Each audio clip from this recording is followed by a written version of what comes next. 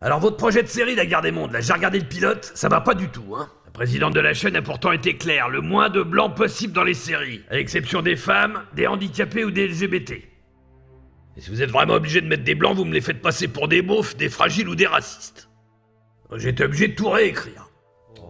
Alors dans ma nouvelle version, le héros est un clandestin soudanais, on le retrouve à Calais en quête d'un monde meilleur, et il arrive à monter dans un camion. Alors, le militaire, vous m'aviez encore mis un vieux colonel blanc. Ah non mais ça m'a énervé ça. Donc je l'ai remplacé par un colonel jeune et issu de la diversité. Et comme ça on envoie le message aux banlieues qui peuvent avoir de la promotion dans l'armée. Égalité des chances. Lieutenant peut-être, non? T'as dit quoi? J'ai peur que colonel, ce soit pas réaliste. Colonel!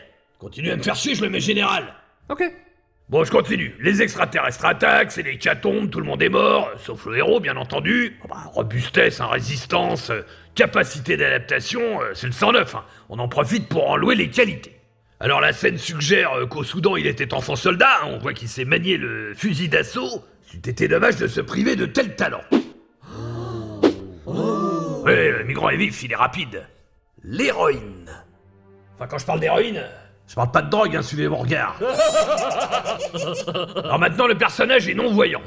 J'aurais préféré une actrice de petite taille, mais bon, Mimi Mati n'était pas libre. Alors je continue. Dans la confusion de l'attaque, elle se fait prendre en otage par le migrant, et elle urine. Ouais, c'est moi qui ai trouvé ça, je suis assez fier de ce petit détail. Ah bah ça donne un côté réaliste. Ça va être diffusé en même temps qu'Hanouna. Il faut qu'on puisse rivaliser, les gars. Pourquoi pas caca? Non, caca, non. J'y ai pensé, hein, mais... Soit c'est des effets spéciaux très chers, soit on met un laxatif dans le café de l'actrice, mais bon, si elle s'en aperçoit, elle peut nous attaquer, et bon, c'est un coup à couler le budget. Alors elle le pardonne, syndrome de Stockholm, et il la baise. Ah bah là, au niveau du vivre ensemble, tolérance, multiculturalisme, on est dedans, là. Vas-y, on est dedans, là, on est dedans. Lui aussi, il est dedans. Hein. Et le fait qu'elle soit non-voyante, vous avez pas peur qu'on se dise, elle savait pas que c'était un migrant? Ça pourrait être interprété comme un abus de faiblesse. C'est pas faux. J'y ai pensé, vous croyez quoi? De temps en temps, elle retrouve la vue et grâce à ça, elle sait que c'est un migrant. Elle en est consciente, c'est de l'amour. Mes yeux, j'ai l'impression qu'ils sont guéris. Je vois, je suis guérie. Je suis guérie. Je vois. Message, elle fait l'amour à un migrant et miracle, elle retrouve la vue. Imaginez les opportunités commerciales, la guérison par le migrant. J'en veux un moi aussi. Il prend de la bonne, lui, hein. Le migrant fontaine de jouvence. Toutes les vieilles vont vouloir s'en taper un. Bon, la vieille de gauche a déjà commencé. Il reste encore la vieille de droite. C'est un marché énorme. Gros pouvoir d'achat. On n'est pas que des scénaristes, hein, on est des vendeurs de rêves aussi quelque part. Il est fort, le patron, hein. Oh, j'ai aucun mérite les enfants. Luc Besson m'a prêté son générateur de scénario. J'ai eu qu'à remplacer Taxi par migrant. Et Yamakasi par extraterrestre. Habile. Et ça m'a généré une saison 2 et 3 en 2 minutes. Et le personnage du flic, c'est un flic blanc. J'ai bien vu qu'il était blanc. M'en suis occupé, vous inquiétez pas. À un certain moment, il retrouve sa sœur, et là je vous laisse développer, impressionnez-moi. On aurait dit qu'il la baise. Continuez. Une relation incestueuse. Ouais, il est blanc et il est flic, on dégomme les deux en même temps. C'est pas mal comme idée, non? Ah ouais, faire passer les flics pour des cons, ça a toujours réussi à Luc Besson, c'est une super idée. Tête. Je vous retrouve. Ça c'est mes petites putes. On a couché ensemble. Mais on n'a pas couché ensemble. On n'aurait pas dû, je sais, mais... Tu m'as violée. Et là on découvre que son enfant, elle l'a eu avec son frère. Donc consanguinité, fin de race.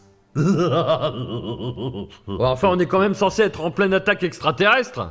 On est plutôt dans Vie ma vie, c'est mon choix. Trouvez pas que c'est pas très crédible que c'est... Tu me saoules. Ah bon, d'accord, je vais fermer ma gueule. Hein. Je suis en train de faire votre boulot de scénariste.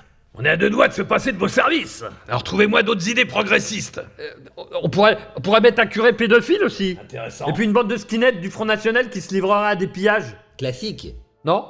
Regardez-le pour vous, hein, mais le générateur m'a déjà sorti le curé et les skinheads, mais c'est prévu pour la saison 2. Et le colonel issu de la diversité? Non, parce que son parcours m'intéresse. Bah lui, il est chargé de protéger une scientifique très importante, et à ce moment-là, il la baise. 2 fois. Sexe. Il faut des bisous. Toi, ta gueule. Les extraterrestres, ils ressemblent à quoi, monsieur? Alors ça, par contre, je les ai complètement zappés. Quand je m'en suis aperçu à la fin, il n'y avait plus de budget. Heureusement, le cousin de l'acteur noir, qui est garagiste à Montreuil, nous a bricolé un extraterrestre avec une boîte de vitesse de 404 Peugeot. D'ailleurs, il y a un très beau combat entre la boîte de vitesse et Gabriel Byrne. Ah, il lui a fallu de la force, hein, parce que c'est lui qui faisait bouger la boîte de vitesse avec ses bras. Bon, c'est pas la guerre des mondes de Spielberg, c'est sûr. On fera mieux à la saison 2, mais l'important, c'est la propagande insidieuse. Et de toucher les subventions qui vont avec. Et à la fin, qui c'est qui gagne? Entre la boîte de vitesse et Gabriel Byrne. Bah, c'est Gabriel Byrne, évidemment. Et il en fait quoi? Il la baise.